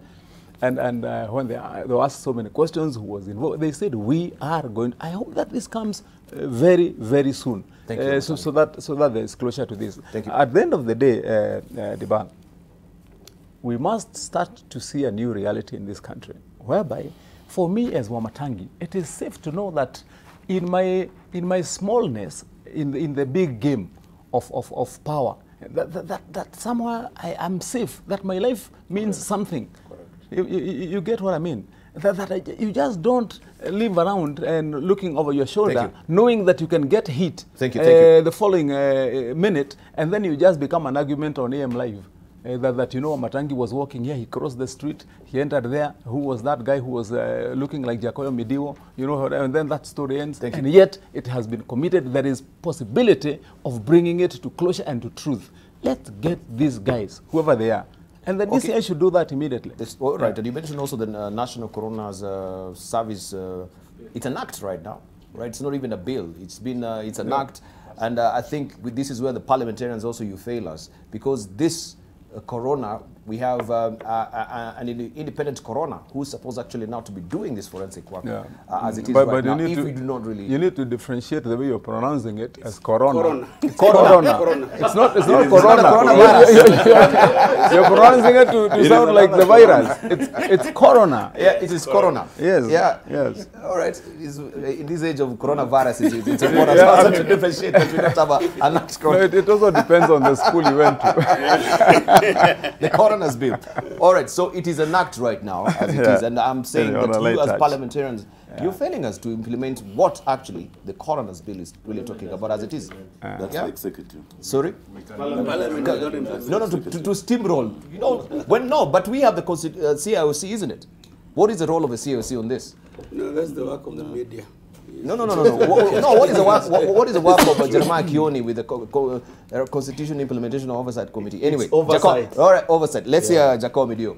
Dibal, it's sometimes very annoying to listen to Amatangi. Because this is life we are playing with. And when Bonnie says the procurement of weapons is a preserve of DOD, he's so right. So why were people trying to procure from DP's office? Please. A Cheza is a simple citizen, should be. How can he access the DP's office like his house, like his home, in the village, not even here in Nairobi, because nowadays, because of insecurity, your gate may be closed. But here is this young man. He just walks in and out of the second highest office in the land. And he goes there with these wazungus to dupe them, and nobody questioned. Even if you looked at the ranting of the DP over the weekend, he was not focusing on a Chesa. He's not focusing because Echesa is on his side. Always on his side. So what we are asking, I know the office and the VIP waiting room where those people sat. From the time Raila was the Prime Minister. You can see them, if you are sitting in that office, you can see them sitting there. What we are being treated to is firefight. And you know, how can an AP or a police officer in a DP's office on that video be talking on a phone when he is on duty? What was in that envelope? And where would the audacity come from that an AP can talk on a phone and take an envelope and do all those things in that kind of office? It means the occupiers of that office have issues. They do not know how to behave, or they are involved in serious issues. I have seen a video, Deba. Now that you think blaming Kinoti is fashionable, I've seen a video of Echesa testing rifles, high-powered rifles. Where were they trying to take the arms or the weapons? So to videos from where? I have seen it, a video of Echesa in a military installation in Poland. I have seen it. And we will produce the video so that they are surprised because they know it exists. I have also, I want to tell my friend Wamatangi, you know, when Muchai was murdered, Kinoti was not there. The best thing which has ever happened to this country is Haji and Kinoti. Kenya is in good space, and people must be arrested. There is no way a private citizen can have foreigners who are not checked into his office, and DP's office. Debal, you try, after this show, try going there, see if you can go through the gate. He will. It is not possible without people checking you. So what am I saying? The DP runs and says, I know there is a scheme of things to come. He sits in National Security Council meetings. He's the deputy of the president. How does he know? And how can he not tell Kenyans that they're planning to kill me? What we do here, why we wake up at 3 a.m., is to defend some things or fend off such issues. Debal, I will defend William Ruto if he tells me so and so, even if it is Kinoti, intends to kill me. I will come out and defend. But the DP cannot cheat Kenyans that Kenya has only one commander-in-chief and he is I am the deputy. How can he go to a funeral in Nyeri and tell Kanini Kega that I am the deputy? So why did the president give me money? In a funeral. We did not know that the deputy president deputies as president even in funerals. Kanini Kega was given money to take to a funeral. How then does he run away from deputizing president when it comes to arms procurement? And remember, Italy, Rome, Italy, is the one that oversees Poland and those places. Thank you. And you ask yourself, who works in Rome? All right, thank you. So I'll give you a moment. You wanted a second, 30 seconds before you come to Otiende? No, just give him fast. I'll give Otiende, okay, fine. Even Boni Khalwale, you wanted to rejoin on something? No, we'll do later. You do later, fine, okay. You know, there's one thing that is true. I did not know Sergeant Kenei, but his death and the circumstances are truly sad. And I mean, watching the speech of the father, you know, watching the wife, it is truly sad. And I think we would all agree that it is urgently important to find out what happened. Very important. And in saying so, it's not about politicizing. It is about requiring us to have a country where you cannot have murders that are unresolved. There's nothing political about that. As much as we want all the others that have been pending, way back to Tomboy and James Kariuki, resolved.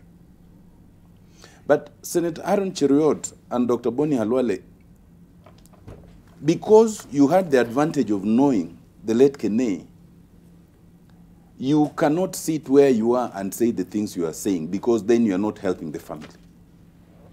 You must be prepared to come forth and truly assist in resolving it. And this is not about politics. If anyone eliminated Sergeant Kenei for the right reasons or for the wrong reasons, we need to know. So when then, Aaron Cheruiyot, you tell us that you have information that of the 9 people who are tasked to investigate, 7 of them came to a different conclusion from what DCI Kinoti came to. You should tell us, what is that conclusion? Are you suggesting that most of those investigators thought it was suicide? Are we still going back there, or what is it? Yeah. Because if you want to help us, if you want to help the family, if you want to help resolve, let's not prevaricate. And that's the point I was making. If you want to help resolve a murder, you do not stand in the way of investigations.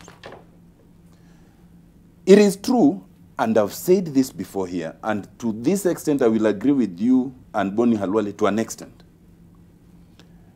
We have had a situation where DCI Kinoti and to some extent the DPP have now treated us to accepting that you can prosecute through the media.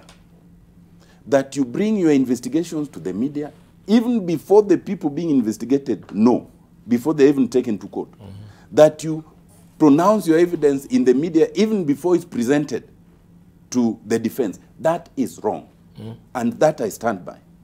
However, when I watched DCI, that interview, it strikes me that the purpose of that interview was different. It was actually a cry from the wilderness. It was an expression of frustration. This is a gentleman saying that he's trying to investigate the murder of a sergeant in the deputy president's office, but he's not getting the cooperation. That's how I understood it. And you know, the deputy president is his boss. So there's a sense of public pressure that sometimes comes with it and might enable people who are blocking you to allow you access. That's how I understood it. That is why I am not as critical of him on this one as I've been on the others before. Lastly, Boni Halwale asked me, why do I ask the deputy president to resign? You know, I think I've been consistent on this. For weeks and weeks and weeks, I've always said that in my view, Article 147 is very clear, and let me just reread it to Boni Halwale. Article 147 says the deputy president shall be the principal assistant of the president and shall deputize for the president in the execution of the president's function. Correct. And under 2, the deputy president shall perform the function conferred by this constitution and any other functions of the president as the president may assign. Yeah. Maybe I could put it closely, I could put it to you in Luo. That is to say, the deputy president does not have any independent function. Of course. Except deputizing the president. That's true. Okay. So the question is this. When you then come to a stage when you can no longer deputize, when you come to the stage when, as recently as this weekend, you say the system is against you, just like the cartoonist is asking, who is the system? Because there's only one other person above you, that is the president. When you come to the stage, when you say BBI, which is gazetted by the president, is a fraud, and you will stop reggae. When you come to the stage, when you call the presidency and some others dynasties, when you come to the stage, when you now attack a meeting organized with the blessings of the president and say, hiyo ni mkutano ya wachawi na wale wa kuvuta bangi. I mean, you have stopped having faith in the person you are elected to deputize. All right, thank you. You can't deputize him. Then resign. That's what I mean. It's not, and let me clarify this. Boni Halwale, you know, Boni Halwale is a medical doctor who doesn't practice medicine, but purports to know more law than lawyers lately. The question of how you get to that office is not a function of how you resign. Whether at the time of Jaramogi you are appointed to be deputy president, whether under this constitution you are elected together, this very constitution allows you to resign anytime. Right, thank you. Without consulting anyone. Aaron Churiot, before you, because from that particular clip also, I think, as Otiende is saying, the DCI has been expressing frustration that the office has not been cooperative as it should. I know you don't work there and you can't hold brief for that particular office, but don't you think, as he was actually telling us, that even the access to that particular clip was a frustration? They were just supposed to take, caption using their mobile phone from that particular, the video that we are being given to understand is 1 hour. Why aren't they also cooperating? They issued a statement. And they issued a statement. I hope you as read a retainer, okay. They actually discounted his version of the story. They said they gave him all access that was necessary. They went ahead to even further discount the theory that as an office they had not reported these particular officers are missing, and they attached the memo that they had issued and the letter that they had sent to him in their communication. It's good to clarify. Yeah, thanks. So it's good to have that clarification of all the lies that Kinoti has told. But before that, allow me to, when Otiende was giving his dodge, I was just smiling. It's a dodge. Why is it a dodge? English is a difficult language. He's crying. You're wondering, on whose behalf are you complaining, Otiende? As Uhuru Kenyatta said to you, the question that I've continued to ask Otiende, each and every time he continues to rant about, the deputy president has stopped deputizing, is on whose behalf are you complaining? Kenyans. Which Kenyans? Kenyans. Which Kenyans? Uhuru You see, listen, you had your time. You had your time. Allow me to have my time, Otiende. You are normally a gentleman, same for the time when you put on your ODM colors. Otiende, Uhuru Kenyatta knows who he picked as his deputy. I want to believe the day he will feel that he no longer served his interest and they are no longer able to work together, they will have that discussion. Because you were never privy to their agreement, they will sort it among themselves. So let us not cherry pick here or no, this instance they agreed and they never disagreed. Even on this particular issue that you're trying to mislead the country, that people who've been elected together on a ticket cannot disagree on a particular issue is not the truth. Take, for example, the issue, as an example, the US, where Donald Trump is the president and Mike Pence is his deputy. There are a number of issues that they do not agree, and it's known in public. For example, on how to handle Muslim foreigners from Muslim countries coming into the United States.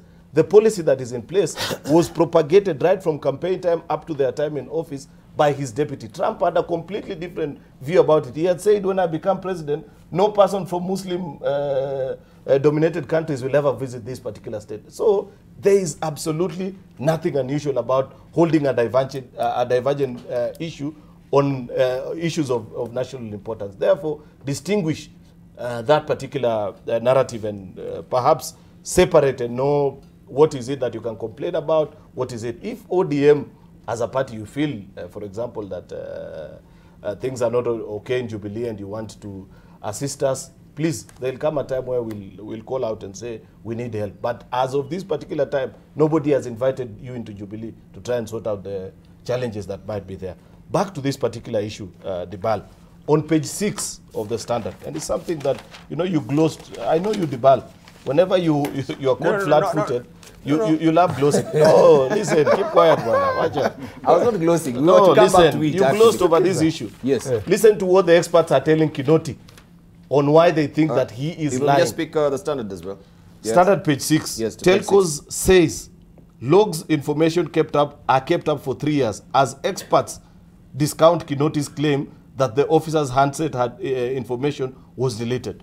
Yes. So phone records cannot simply be erased by formatting a device, as claimed in the murder of Sergeant Kipyegon Kenei. And the experts continue to discount this narrative that is being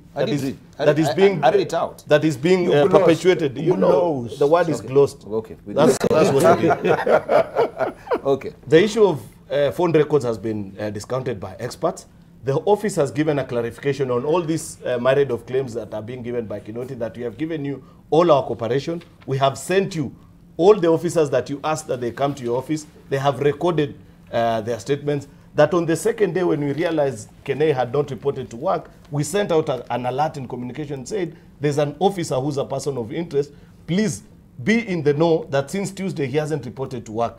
And you need to understand the difficulty. And this is what I've tried to explain to Otiende and Jakoyo. They do not understand. The reason why some of us cannot go completely explicit on Kinoti and some of the things he says is that we understand that he has a family. And therefore, if we appear to be discounting some of these things, we can say some things that will hurt the family. So we are guarded in the kind of things that we can say, oh, we don't think it is this particular issue. Number 3, Kinoti told us that by triangulation, he was able to establish the 3 individuals who were in the house of Sergeant Kenei. Why are those 3 individuals still walking free in this country? Please, Kinoti. Why are you still allowing individuals who are in the house of someone who was found murdered to be walking in this house? Unless it's a new style of investigating where you say, I know this, but I'm letting you to walk and run free, cross the border to Uganda or disappear to Siberia. I mean, in all honesty, don't you see this thing for what it is, Dibal? That's why even some of us, you remember when we had this discussion 2 weeks ago, I asked a very pertinent question, and I'm happy that I've seen even other people. I saw David Ndii ask the same on Twitter the other day, that these investigating officers, they knew of what HSA was up to. They knew that money had already been paid. Yes. They knew that they had met at a particular hotel and they have been moving around to this particular. Why was it so important that they only be arrested immediately they leave the office of the deputy president? Doesn't it point to a particular tale and narrative that was being drafted? Because there is no offense, much as Jakoyo, you may want to mislead us, there is no offense called visiting the office of the deputy president, such that you can say they had committed a particular offense. Right. There is no evidence that there is anything that they signed. And you know, Dibal, you want to tell me those 2 gentlemen are investors? Which investor signs a 39 billion shilling contract carried in some brown envelope by some shadowy looking characters in an office that is not responsible for that procurement? In my own assessment, these particular individuals, the reason why they have not been arrested is because they are here for something bigger than even what we are seeing. That chances are these are mercenaries, just like we had Artur and you remember those particular because if it is confirmed that you have already issued given a bribe, it is a crime against the laws of our country to bribe. Why haven't they been charged for that particular issue? So the better finally, you know, I hear Jakoyo try to make light of this particular issue, say, oh, the deputy president sits in the National Security Council. How can he be threatened? Nobody will threaten him. But we are forgetting that it is this same Jakoyo who went to a funeral in Siaya and wept and said, Baba, they want to kill you. Yes. You remember him weeping? And at that particular time, Raila was the prime minister. More powerful perhaps even than this deputy because he had some executive power which the deputy doesn't have. So if at that particular time you felt that it was possible to threaten somebody wielding executive power, why do you think it will be any different for the deputy? I mean, what we are asking a very simple thing of you and Otiende, raise your bar. Don't glorify mediocrity simply because it pains the deputy president back. Thank you. I would wish to live in a country where an investigative officer gives us blow-by-blow account of the kind of things when you have murders like this that completely leaves you sitting at home and say, that is a job well done. Thank you. But feeding us with just theories and saying, oh, this happened, this, that, but because it suits your political narrative, you get excited about it, that is too cheap. Right. Allow me just to play the clip by Deputy President and just look on the other side and to try and see which is a system that is frustrating. Are you giving me a chance? We'll give you a chance. Okay. Just briefly and prepare our headline thoughts so it won't be very verbose as it should, because this is a continuing story. Yeah, we'll come back to you. Briefly, let's just play that particular clip and see, are there people who are really frustrating? As you say also, why was it very providential for them to actually go and capture this alleged culprits when they went to Deputy President's office? They would have done the arrest before that because they had information. Let's just listen.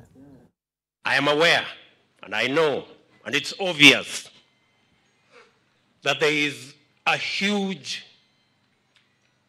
scheme that has been orchestrated to demean and to destroy my office and to ensure that I do not get anywhere. I want to tell them they may have the system. They may have whatever they have. But I want to tell them we have God. Pengine waniue mimi, lakini sitarudi nyuma. Siwezi kurudi nyuma. Vitisho, njama, hizi zote. Kwa sababu ninajua hata yale mambo yanakuja hapa mbele ambayo imepangwa. But I'm ready for it. So the Deputy President seems to be speaking as a matter of fact. He's aware, he's sure, he's cocksure about this. Your reaction, briefly, as we prepare also a headline. Yes, my reaction is, may the children of this country take note of the fact that once upon a time in this country, one Andrew Mudemba was used to try and fix the same theory of arms so as to manage Charles Njonjo. I would not be surprised if that primitive thinking is being peddled now. Number two, the Deputy President has spoken to the issue of the system and an elaborate scheme. We are not going to take it lightly because, as he said himself, he is not a madman. The only thing I want to encourage him is for him to remain strong.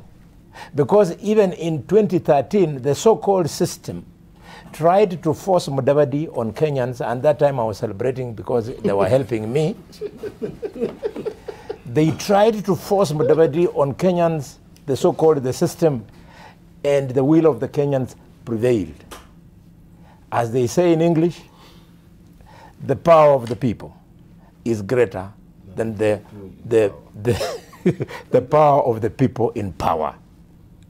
And I want to call out the press, all media houses.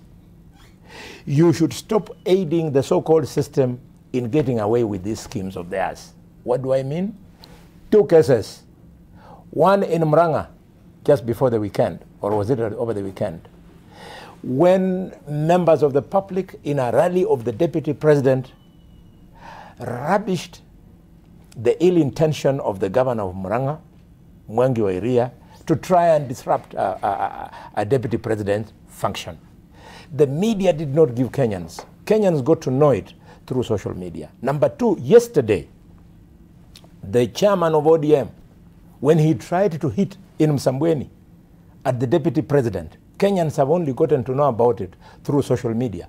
But all the media houses have given the heckling of Mbadi a total blackout.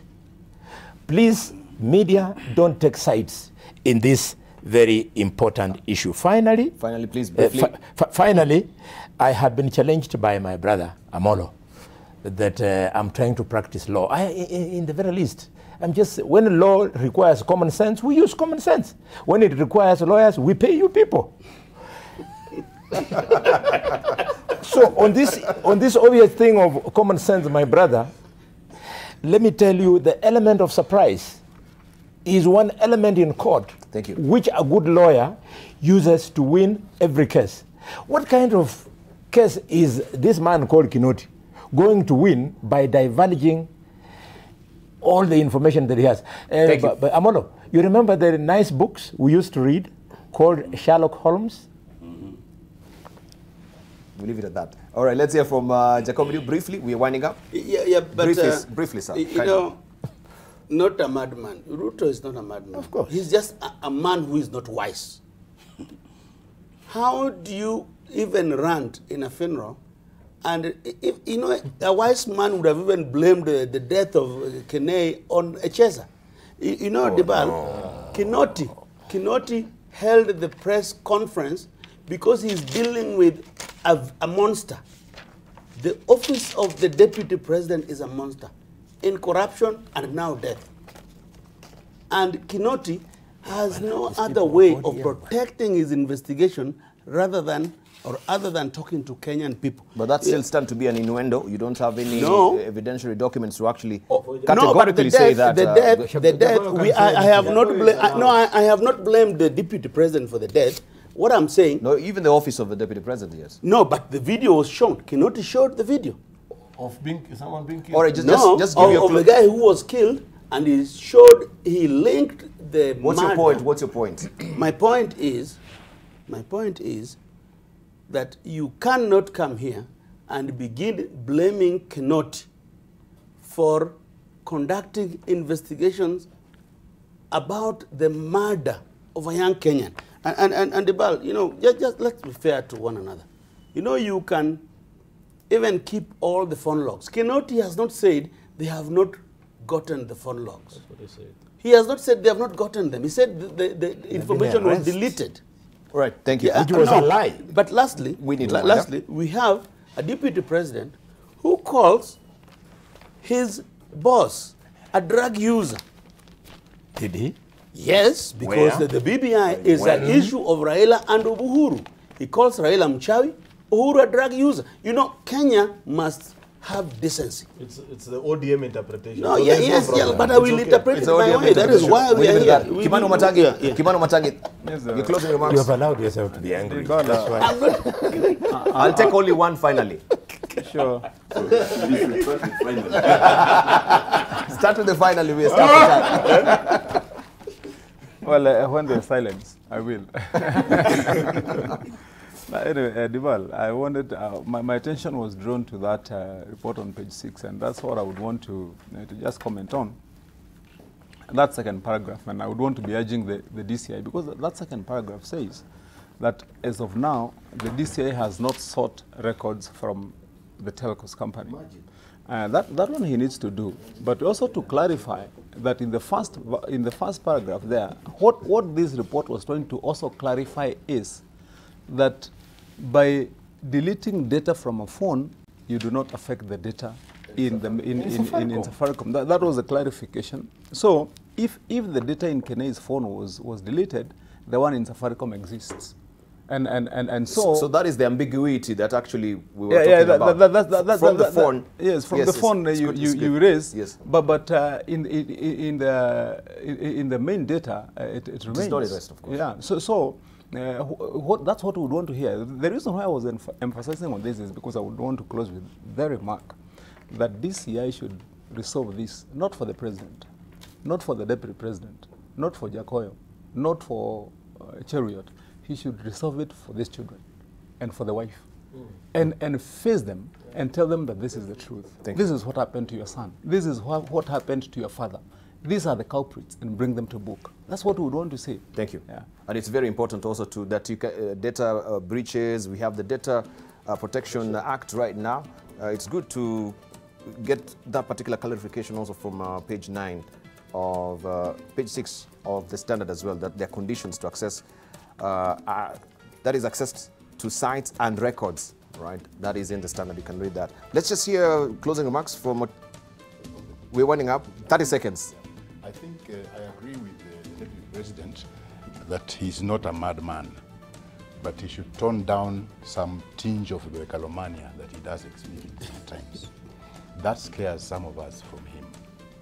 That tinge, he should really work on it and get rid of it. Thank you. This has given us 7 years of drama by Jubilee, and I think I'm happy that 2022 is down the corner.